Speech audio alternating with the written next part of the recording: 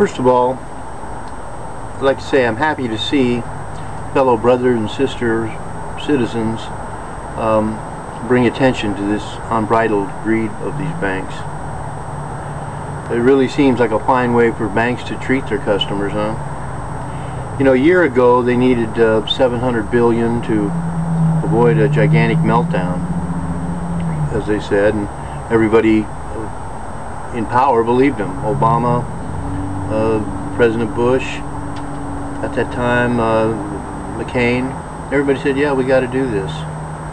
And they did. They stimulated the banks.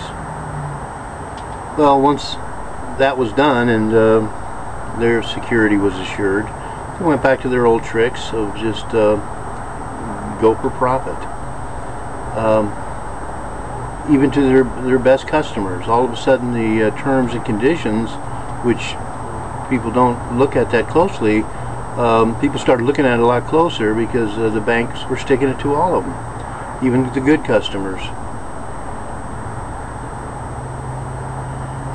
Well, I was operating a residential fire sprinkler business almost 10 years ago now. I got into the ring with these Wall Street bankers.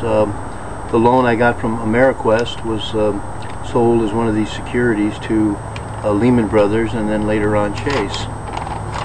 Ocwen Bank, Ocwen Federal Bank, FSB to be precise, was the loan service agent. And these guys were a bunch of scallywags. The crux of my complaint has always been the same. In year 2000, I wired Ocwen $22,823 to reinstate my loan. The loan was for $116,000, which I'd gotten in 1998.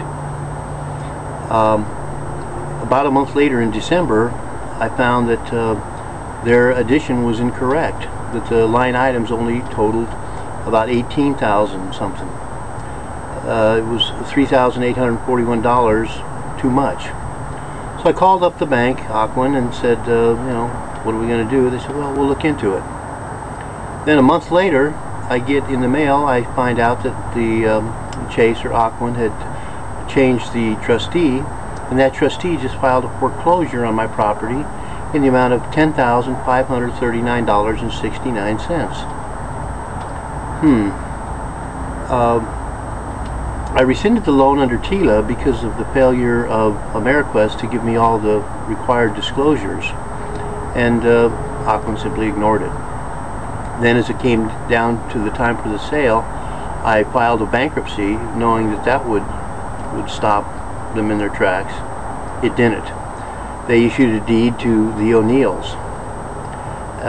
When my attorney came back into town, they said, oh, we've taken care of it, we've rescinded everything. In fact, they had not.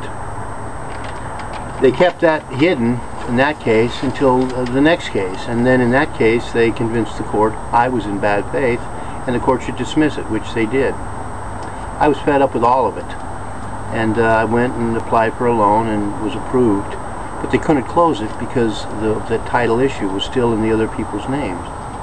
And rather than fixing that, they just held another sale, issued another deed, and once that buyer had me evicted, then they rescinded this O'Neill deed.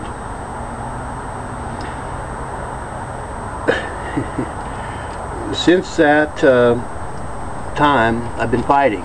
Since 2007, I've been fighting in the courts who say they don't have the jurisdiction to hear this. And so, effectively, Ocwen and Chase caused me to lose my home of 26 years. The business operated from it for about 11, and I can't get it into court. Yeah.